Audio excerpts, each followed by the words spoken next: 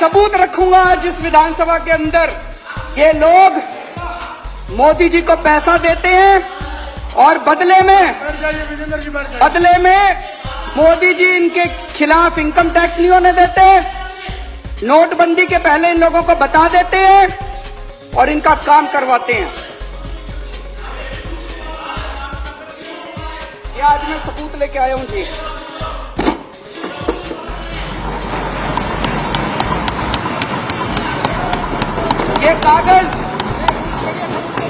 ये कागज मेरे कागज नहीं है जी, ये इनकम टैक्स डिपार्टमेंट के कागज हैं।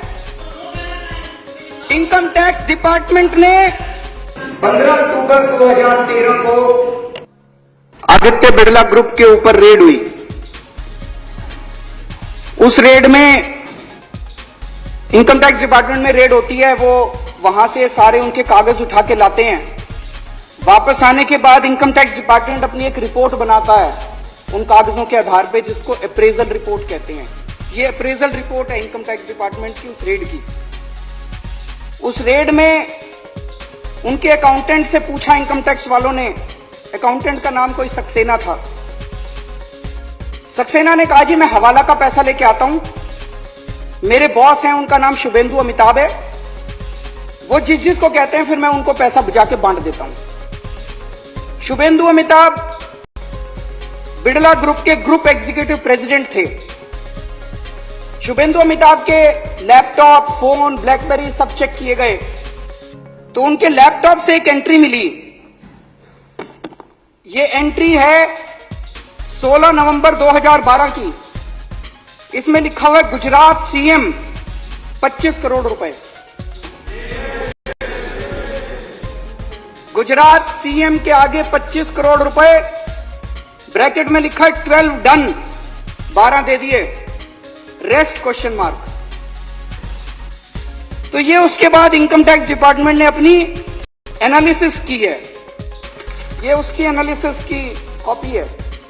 एनालिसिस में इनकम टैक्स डिपार्टमेंट लिखता है, considering the highly incriminating nature of transactions in the data retrieved from the laptop and hard disk of Shubhendu Amitabh and evasive replies and unsubstantiated claims made by him, it would be imperative for the assessing officer to scrutinize the data available in seized documents, including the laptop and hard disk, and determine the quantum of income concealed by Shri Shubhendu. Appraisal report उसके बाद assessing officer के पास जाती है और assessing officer फिर 2 साल लगा के उसकी इनकम का असेसमेंट करता है, ऑर्डर करता है। अक्टूबर 2013 में रेड हुई थी। उसके बाद 6 महीने बाद इनकी सरकार आ गई तो असेसिंग ऑफिसर की हिम्मत नहीं थी जो इसकी जांच कर सके। उसके बाद तो इसकी कोई जांच नहीं हुई उसके बाद। और अब ये केस को रफा दफा करने की कोशिश की जा रही है। सेटलमेंट कमीशन में इस केस को भेज दिया और बहुत जल्दी ये केस खत्म होने वाला है। इस केस को रफा दफा करने की कोशिश की जा रही है। एक और बड़ी मजे की बात है, इसी रिपोर्ट के अंदर बिरला ग्रुप के जो पेंडिंग प्रोजेक्ट हैं गुजरात सरकार में, उनकी लिस्ट दी हुई है। इससे शक पैदा होता है कि आप ये पैसे ये काम करवाने के लिए दिए गए थे क्या। इसमें लिखा है, levy of stamp duty matter has been taken up at the principal secretary level and through the honourable chief minister's office. Deputy collector stamp has been instructed from Gandhinagar not to initiate any action. मतलब कि मुख्यमंत्री दफ्तर, गुजरात के मुख्यमंत्री दफ्तर ने stamp duty ना लेने के आदेश दे दिए हैं।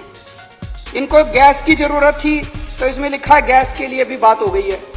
तो जो जो काम पेंडिंग थे गुजरात सरकार में उनकी सबकी लिस्ट दी हुई है। तो एक मन में यह शक होता है ये 25 करोड़ रुपए ये सारे काम करवाने के लिए पैसे दिए गए थे।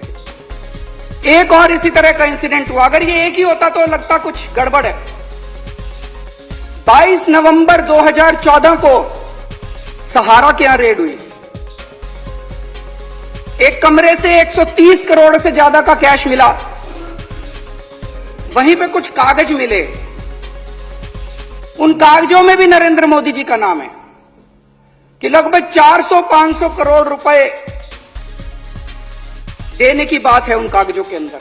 और कई नेताओं के नाम है, कई मुख्यमंत्रियों के नाम है देश के, उनमें नरेंद्र मोदी जी का नाम भी है।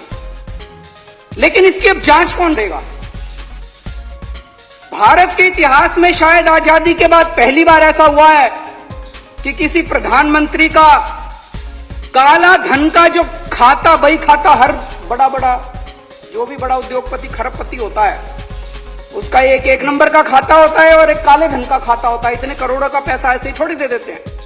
काले धन के खातों के अंदर किसी प्रधानमंत्री का बाय नेम नाम आता हो, मुझे लगता है आजादी के बाद।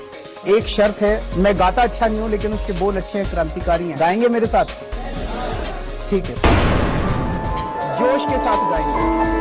तू सफर मेरा है, तू ही मेरी मंजिल, तेरे बिना गुजारा ऐ दिल है मुश्किल है, तो ये नाम है मेरा, मेरा आसमां ढूंढे तेरी ज़मीन, मेरी हर कमी को मारेंगे तुमको, डंडा मारेंगे। मच्छर की झाड़।